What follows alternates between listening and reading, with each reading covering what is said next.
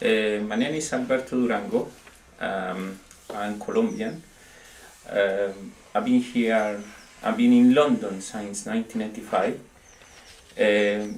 I've been invited by Phil Jones from Unity Centre to come and to participate in one of his films that he's doing every month, and to talk about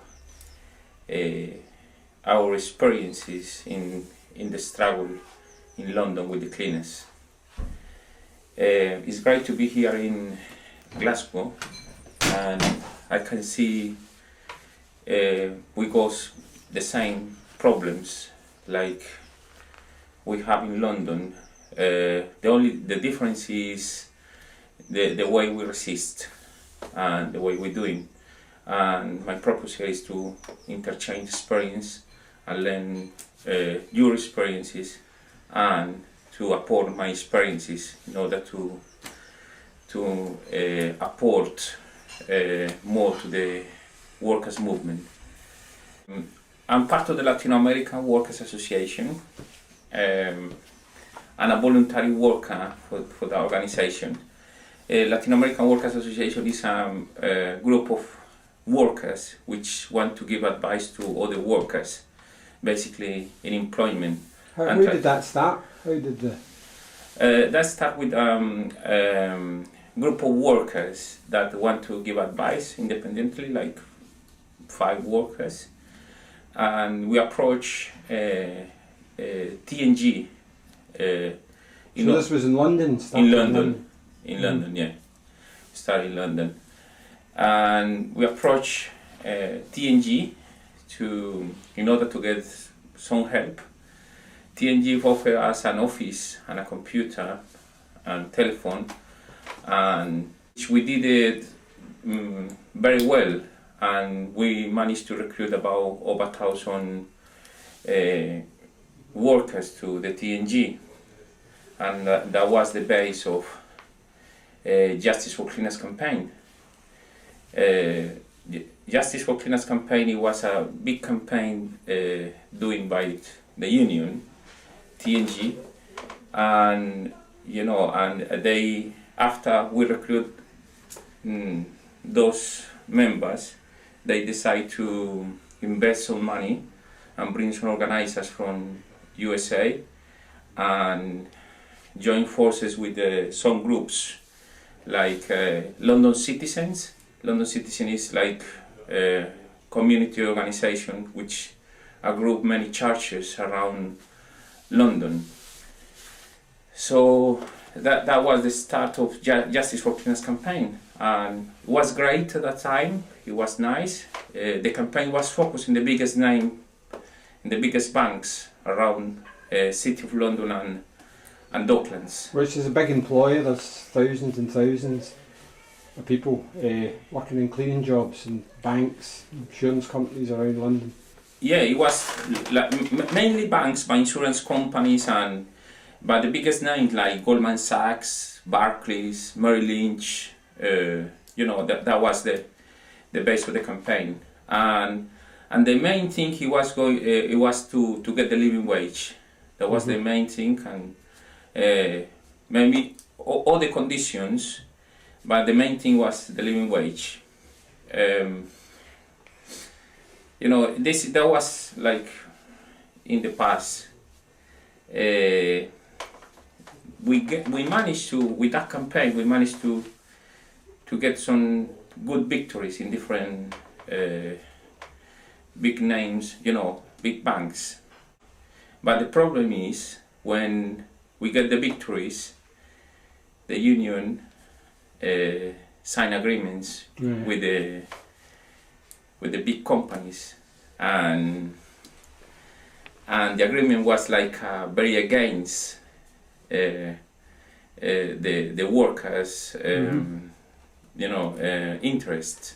The agreement says is we don't have the right to demonstrate, and the company can make any changes, but at least they pay the living wage. So it was like very strange negotiation for me is a betrayal from the union to the workers. You weren't allowed to demonstrate. Sorry? You weren't allowed to demonstrate. We wasn't allowed to demonstrate. Yeah, we wasn't allowed to demonstrate. So at that time, that's what happened back in 2008 in my own workplace. We was like a group of 40 workers, and we was waiting for the union to come, but the union promises, but we didn't know about the agreements at that time. Mm-hmm. We didn't know nothing about the agreements. So we decide, we say promises, but never come. So we decide to mobilize all the workers to the headquarters of the union and ask them why. It's the TNG. TNG, at the moment is Unite, at that moment was TNG. Right. TNG is Amicus and Mm-hmm. and TNG together, Unite is, that's Amalgamation thing, yeah. So we mobilized all the workers, the union. It was like a big meeting with different representatives from different workplaces, cleaners. But the difference was, from Shoulders Bank was all the cleaners. From the other side was just one or two. So the representative of the union, the guy who was the inspiration for us, Mm-hmm. he said to us, go to a meeting room and you are a special case, Shoulders is a special case. And then we said, okay. Shoulders, is that? Shoulders is a bank.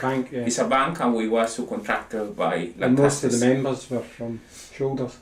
Yeah, we mobilized all the cleaners from Shoulders, Mm-hmm. because we want to put pressure on the unions, telling them why you don't go to our workplace. Represented, basically. Yeah, for the living wage campaign, because they did it already in the big names, Merrill Lynch, Barclays, but they never come to our place. But but the thing is that campaign was geographical campaign and focus on the big names. Mm-hmm. So the organizer from TNG, he went to a meeting room, he put us in a meeting room, and he tried to advise us not to fight. He told us no. We was shocked, because the same guy who was telling us in the past to solidarity with the other world, he was telling us not to fight. Yeah. And he was even putting fear on us, like telling us, you should wear masks if you want to demonstrate, and things like that. You understand? And we was like, this. So the union man is suggesting if you want to demonstrate, you should wear a mask. To wear a mask, yeah. So we was like, this is not right. We're not stupid, So we at that moment is when we decide to fight in our own, with or without the union. Mm-hmm. So we start fighting together, and we decide to start fighting in two ways. Every time we write a letter to the union, to the bank, and to the cleaning company. And anyway, it was quite up and down process, like you have in every struggle. When Life. You're like, we're gonna fight. No, we're gonna fight. We don't gonna fight. No, I'm very worried. I'm gonna lose my job, and it's different kind of experiences. But the nicest thing here is the union went to tell us, no, you shouldn't do it. They went suddenly will start going to the bank, but not to help us, Mm-hmm. to put fear on us. So at the very end, we decided to do it with many intimidations from the bank, from the cleaning company, from the union, and we won. That was in 2008. It was a great victory, which is is very nice. That was like the intimidations on between when we was fighting was like they was going to change the time of the work and was going to reduce the workforce. All of us was going to lose the job, and many of these kind of situations. we have different experiences where different workers inject the spirit. Because So what do you put it down to? Was it just the organisation among them? no, Obviously you did it out with the union, you were organising yourself. no, we was organising like between the workers in the workplace. We Mhm. you know, the 40 workers, we say we was like all very together. I'm gonna put the sample like when we demonstrate the first time, we went out. The union didn't authorize us, or we went just out, and we received too much solidarity. But it was great because we went out all the 40 workers with our families, and it was quite big demonstration. And with that demonstration, we won. But it's nice because it was all the workforce, all the cleaners. We went out. No, it's that's a different struggles. When is our difference. We go. It's very important if all the workers are involved, and I find that's the way to win. So what happened when you were sacked? Yeah, what happened after the victory? That's the normal stuff. That is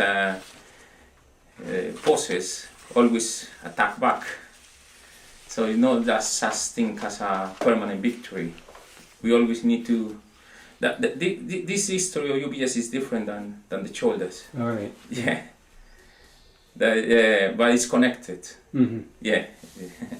So that was at a different time? There's different time, but that was in 2008. The shoulders thing? The shoulders thing. Yeah. And it's connected because I get sacked, but this same cleaning company who come back, Lancaster, yeah. Yeah. And I was sacked by,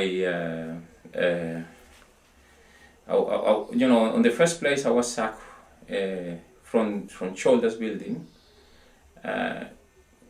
The bank used a third party pressure law where they can move any subcontractor out, and the company, Lancaster just put me in different buildings. Yeah, just move you around. They move me around, don't give me any job. Yeah. Just sometimes don't even sit down in reception waiting for what to do. Yeah. But then, after sometimes like 1 month or less than time, they call me to the office and they use immigration and police officer. They was waiting for me there. They take me from Lancaster's headquarters to my house, right on my house. And just a process of harassment, really. Yeah, harassment. Moving you around the job, don't give you the job, try to break you down. Yeah, that was the first process. But then after they called me to and then tell me to the Lancaster's office. It was UK Borders Agency and the police waiting for me. Take me to my house, right on my house, and after that they sacked me. That was in May 2008. So that was from the Shoulders place? That was from the Shoulders. Yeah. Was in Shoulders place, but it's connected because it was, it was like this third party pressure, different jobs. And they sacked me. Yeah.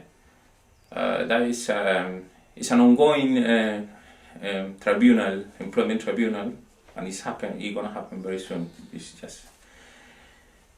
But then I found a job in UBS, but that was in December.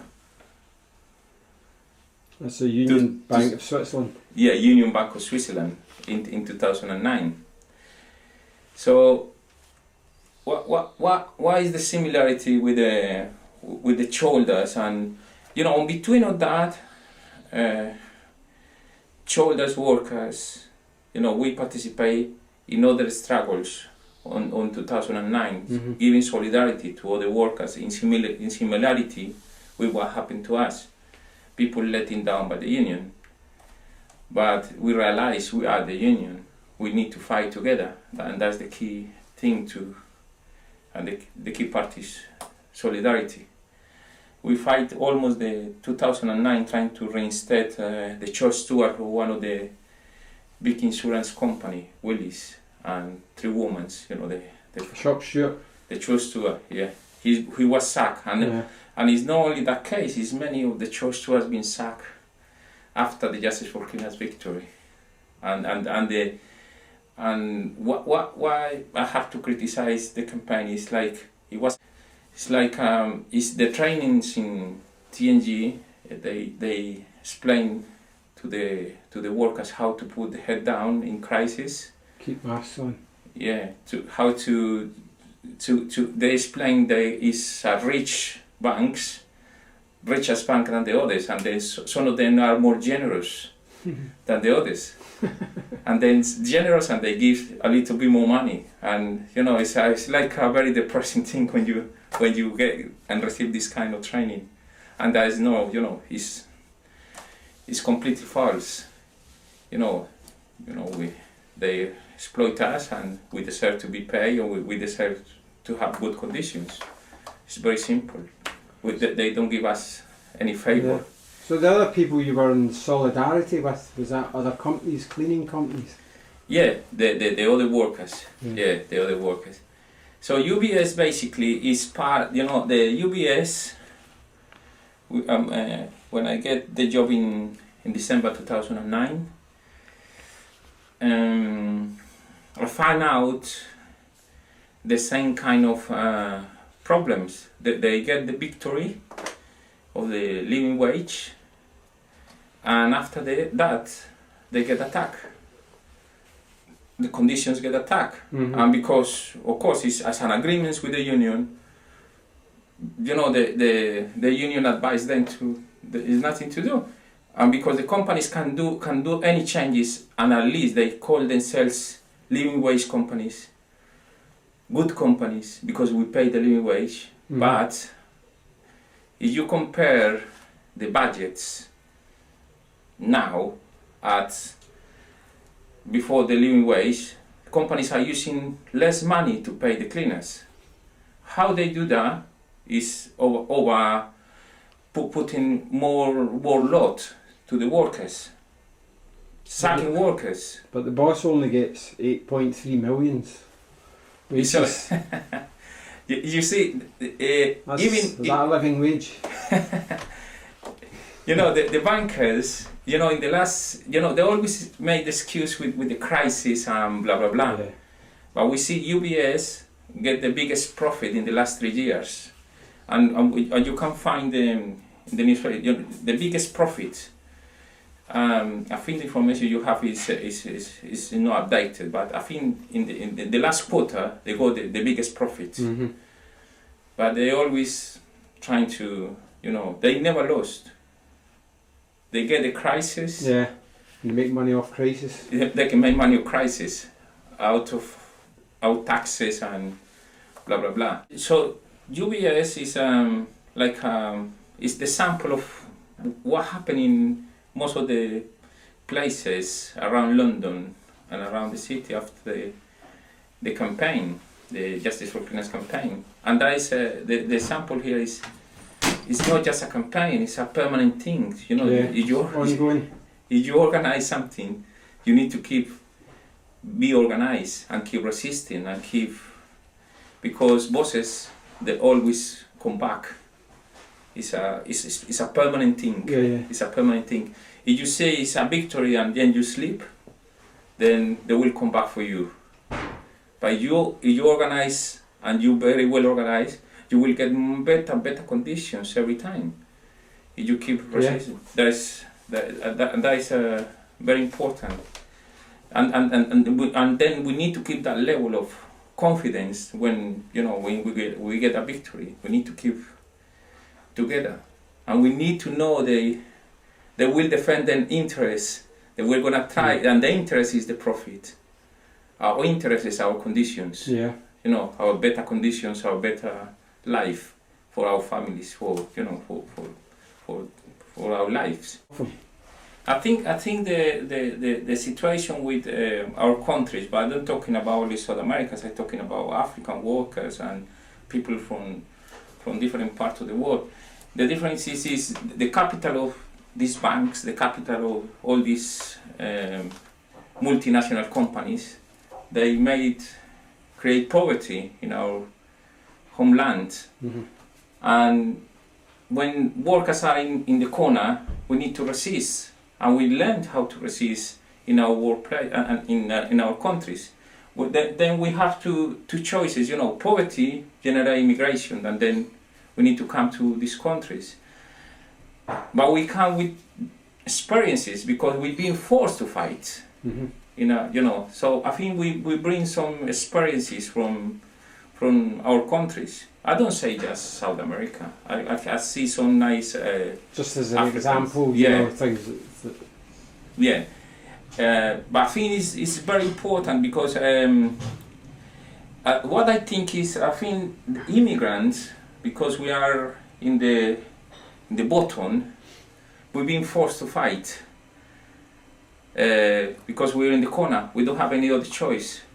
Or we've been fight, or they will do whatever they want. They will send back to our workplace where because we get killed, or we be forced to poverty, as you know. So we need to fight back.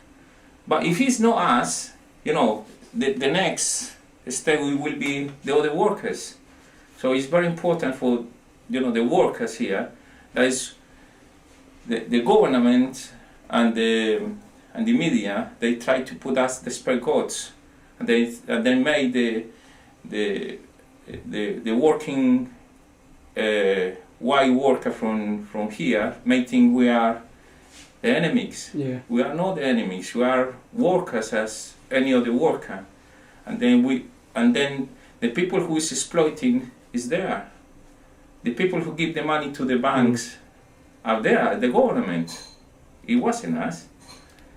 We are just, you know, working, paying taxes, being overexploited.